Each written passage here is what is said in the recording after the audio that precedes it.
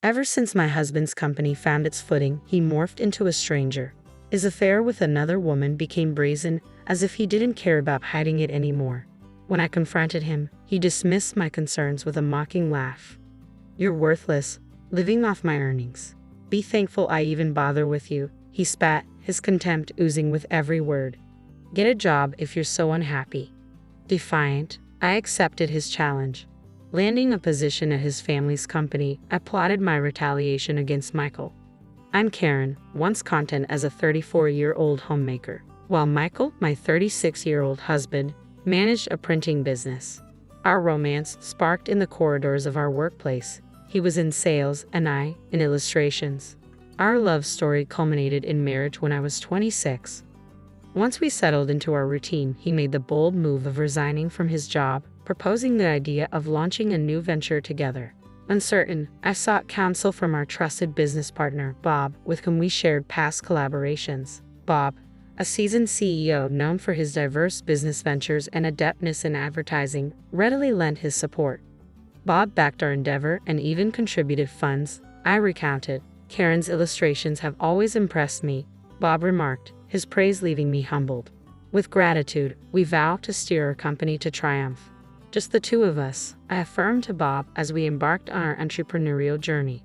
Initially, we grappled with the constraints of a cramped apartment. However, with the ascent of our company, we upgraded to a sleek high-rise condominium. It was then that my husband broached the idea of me focusing solely on homemaking. "I'll hire someone else for the illustrations. Eventually, I need your full support," he asserted, his words leaving me torn. Reluctantly, I confided in Bob, our steadfast investor. "I regret to inform you, but I must step away from illustration work," I disclosed to Bob. His empathy was palpable. "It pains me to think I won't have the pleasure of witnessing Karen's illustrations anymore. Yet if you ever decide to return to it, just say the word. I'll stand by you," Bob reassured me.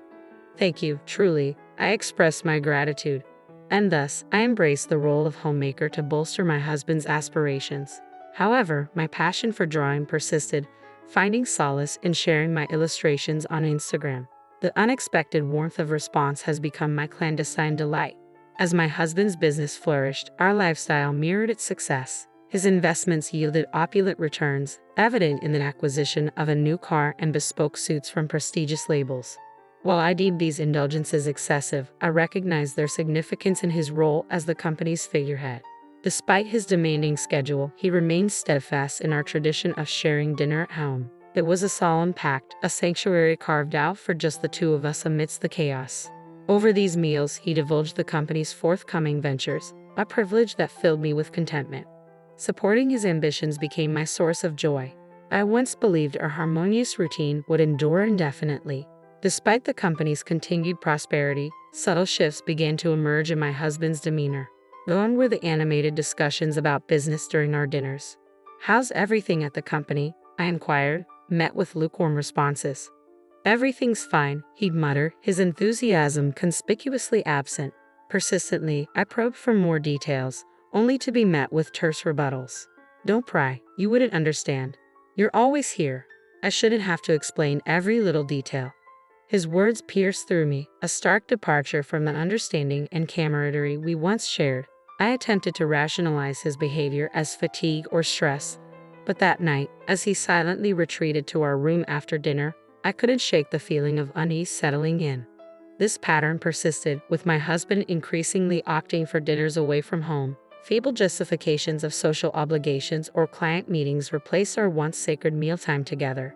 Despite my waiting patiently, delaying my own dinner, his absence grew routine, his excuses dwindling to nothingness. Confrontation only invited his wrath, a stark departure from the partner I once knew. I felt reduced to a mere servant in my own home, the weight of his indifference crushing me to tears. We once weathered the storms of entrepreneurship together, hand in hand. Now, I found myself relegated beneath even his employees, my sacrifices met with scorn rather than appreciation. My domestic duties weren't born out of a passion for homemaking. They were a testament to my unwavering commitment to his aspirations. Yet any semblance of gratitude had long since vanished from his eyes. In his absence, I find solace in my illustrations, a sanctuary where stress dissipates and creativity flourishes. With each stroke, my online following burgeons, their supportive comments a balm to my weary soul. Among them, a familiar name emerges, Bob's. Bob extends an offer to collaborate again. A glimmer of hope, I muse, buoyed by the prospect. Without this beacon, I might have succumbed to despair. As our shared dinners faded into memory, a palpable chasm widened between my husband and me. Suspicion crept in, fueled by the faint scent of perfume lingering on his abandoned suit jacket, a fragrance foreign to him. When confronted, he flippantly dismissed it as a triviality, a smirk playing on his lips. His nonchalance stoked the embers of my long-suppressed sorrow, igniting them into a fiery rage. Enough with the charade, I resolved. Left alone in the confines of our home, relegated to mundane chores, the gnawing fear of societal abandonment gnawed at my sanity with each passing day. My friends could only offer envy, while my parents dismissed my concerns as trivial luxuries. Left to grapple with my turmoil, alone, I bore the weight of my suspicions in solitude. Then, one fateful evening, my husband returned home inebriated. Amidst my desperate efforts to tend to him, a damning discovery awaited, a crimson imprint adorning his shirt collar. Its presence could not be dismissed as innocent, a glaring testament to another woman's trespass. In that moment, I unearthed undeniable evidence of my husband's betrayal. With resolve coursing through my veins, I confronted him the following day, brandishing the damning garment. "Where were you last night, and what is this?" I demanded, pointing to the incriminating mark. Though caught off guard by the lipstick stain, my husband remained eerily composed in the face of my accusation. "I was out with friends at a bar. Must have happened then, right? You'd need to take off your jacket for that. Didn't you notice?" he retorted, his words laced with defiance. Unconvinced by his feeble alibi, I responded, "I don't recall." With a sudden motion, my husband rose from his seat, his hand connecting with my cheek in a searing slap. Stunned, I stumbled backward, reeling from the unexpected blow, the sting of pain radiating across my skin. "When will you understand? Who do you think is providing for us?" he spat before retreating to his sanctuary. I watched his departure, tears tracing silent paths down my cheeks. In that moment, the truth struck with brutal clarity. My husband's love had waned, leaving behind a cavernous void. I was left shattered by the cold reality of our fractured relationship. From that day forth, my husband's temper became increasingly volatile. His displeasure manifested in violent outbursts, whether it be at a meal I had prepared or any perceived infraction. The once tender moments of our marriage were now eclipsed by a shadow of fear and uncertainty. "This tastes atrocious. Do you even pay attention to what I eat? If you want to keep being my wife, you better sharpen your culinary skills," my husband berated before storming out of the room. "I'll dine out. Eating this would sabotage my productivity," he declared. I trailed after him, desperation evident in my voice. "Please wait. I want to prepare meals you enjoy. But you're never home or communicate with me. How can I cater to your tastes like that?" My husband clicked his tongue in irritation at my plea. "Should we just divorce then? I'm fine with it. I can manage without you, but can you survive without me?" he sneered, his gaze piercing through me. "You're nothing but a leech, living off my earnings," he spat, his words a venomous assault. In that moment, a realization dawned upon me. This man was beyond redemption. The compassionate husband I once knew was a relic of the past. "Then I'll find a job," I declared. "What? What's gotten into you?" My husband's voice echoed with incredulity. "I'll strive for financial independence too," I affirmed. My husband erupted into laughter, doubling over. "Who would you consider hiring someone as powerless as you?" he taunted. Suppressing my rising fury, I maintained composure. Reacting with anger would only escalate the abuse. If I couldn't win through strength, I needed to strategize differently. "Fine, do as you wish, but don't neglect your household duties. With your meager earnings, I won't tolerate a neglected home," my husband dismissed, exiting our dwelling. Swiftly taking action, I enlisted the services of a detective to uncover evidence of my husband's infidelity.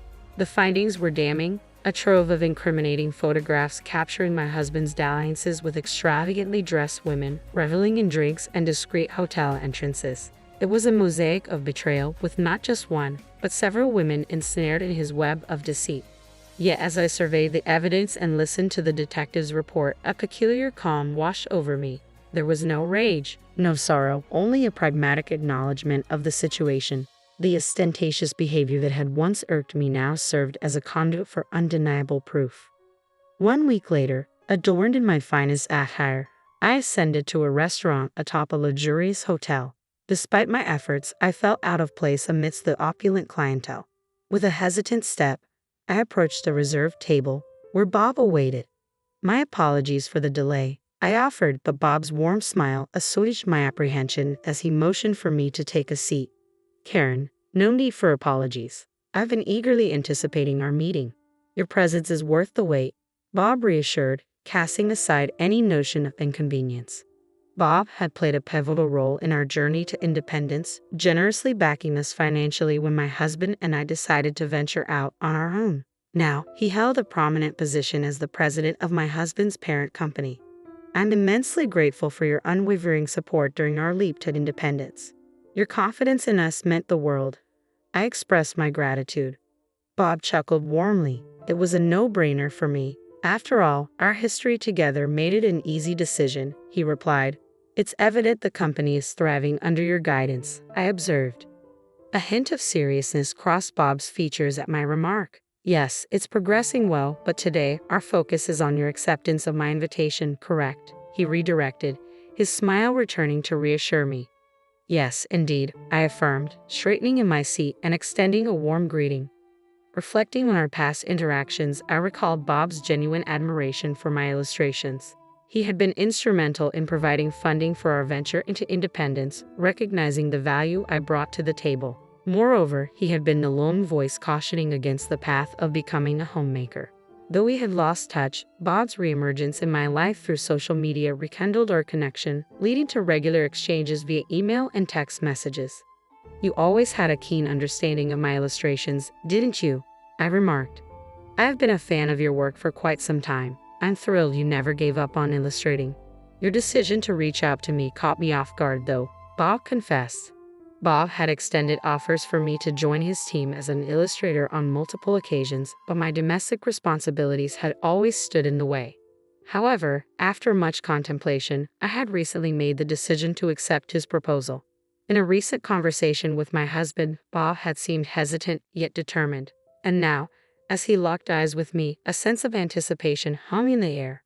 Bob's words hit me like a bolt from the blue. Michael's company has garnered quite a negative reputation, he divulged. What? That's surprising. Michael always spoke so highly of his job. I never imagined this, I mused, taken aback by the revelation. I've been closely involved for a while now, but as the company expanded, the quality of their work took a nosedive. Missed deadlines, errors, and he seems oblivious to it all. Bob lamented. Is this reputation widespread? I inquired, a knot forming in my stomach. The company's rapid growth initially attracted positive attention. However, it's now under scrutiny for all the wrong reasons. There are even whispers of unsavory affiliations, Bob disclosed, his tone tinged with concern. I had no idea. I've been so out of touch with Michael's professional life, I realized, a pang of unease settling in.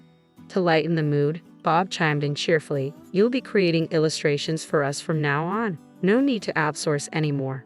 It's a significant asset for our company.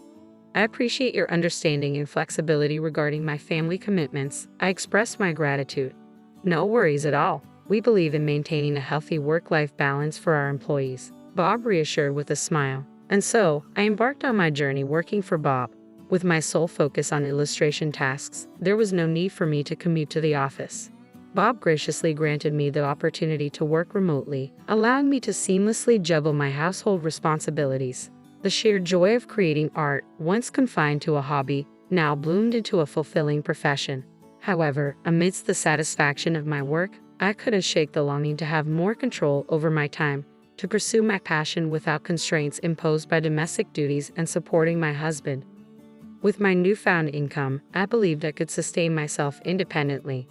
However, as I diligently worked, one day, the abrupt sound of the door slamming jolted me from my concentration. Rushing to the hallway, I was met with my husband's furious gaze. You traitor, he seethed. Confusion clouded my mind as I struggled to comprehend his sudden outburst. To think my own wife would snatch away my job, he spat. In that moment, realization dawned upon me. My husband's ire stemmed from my collaboration with Bob. which had opened doors to additional contracts with companies affiliated with his own. This was my retaliation, my way of reclaiming power from the one who had belittled me. But irony must have been galling for him, to have his livelihood threatened by the very person he had scorned. You have no authority to dictate my actions. I'm simply carrying out my duties with your explicit consent, I asserted, holding my ground as my husband's anger simmered. If you feel compelled, go ahead and strike me. I won't hesitate to involve the authorities, I declared, unyielding in the face of his aggression. My company's downfall is on your hands. What exactly are you trying to achieve? He accused, his frustration palpable. This has nothing to do with me, I rebutted, resolute in my stance. Retrieving the divorce papers from the adjoining room, I handed them to my husband with a steady hand.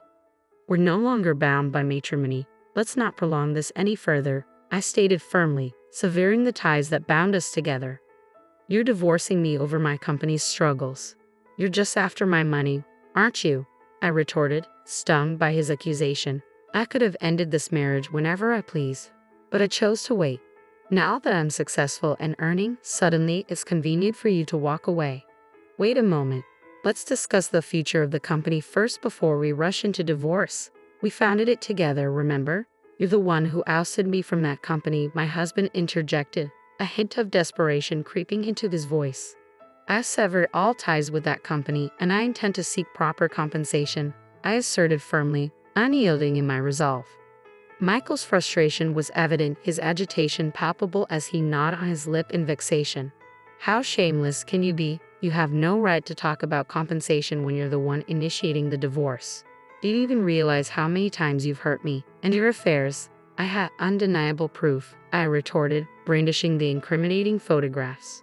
As he beheld the evidence of his infidelity, my husband's facade crumbled, and he sank to his knees, pleading with desperation.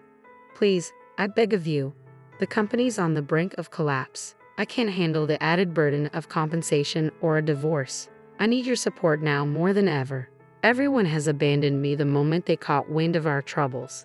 You're the only one left, he implored, his voice quivering with raw vulnerability. I dismissed his desperate plea as utterly futile. Gathering only my essentials and work materials, I departed from the house without a backward glance. My return home only occurred once the divorce proceedings were concluded, solely to retrieve my belongings. By then, my husband's company was hemorrhaging mistakes, and he found himself deserted by all. Reduced to pleading for funds to compensate me, he spent his days in a pitiful state. In stark contrast, I embraced solitude, forging a livelihood through my beloved craft of illustration. With each stroke of the pen, I accumulated wealth, all while upholding my integrity, a stark contrast to my ex-husband's downfall.